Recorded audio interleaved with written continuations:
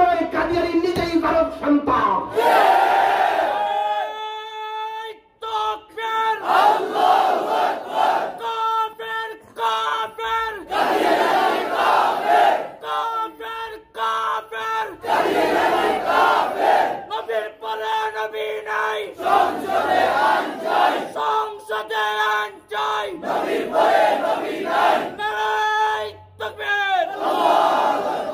আমরা পরিষ্কার শব্দ বলি, যে কুলাঙ্গার কাদিয়ানী তাকে না মানার কারণে আমাদেরকে যারা সন্তান বলে গালি দিয়েছে, ওই কুলাঙ্গার কাদিয়ানীর পক্ষে যারা দালালি করে, এরা রাস্তার ফকির হোক কিংবা সংসদের সংসদ সদস্য হোক, এদের প্রত্যেকের জন্য সন্দেহ আছে।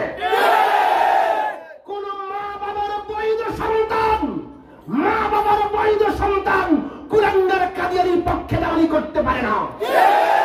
যারাই কুলাঙ্গার কাদিয়ানীর পক্ষে দালালি করবে, বোঝা যাবে এদের জন্য সন্দেহ আছে।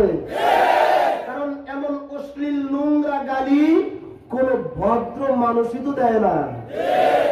নবী দেয় কিভাবে? বুঝা গেল সে নবী হবে তো দূরে থাক, কোন ভদ্র মানুষ সবার যোগ্যতাই তার মধ্যে নাই।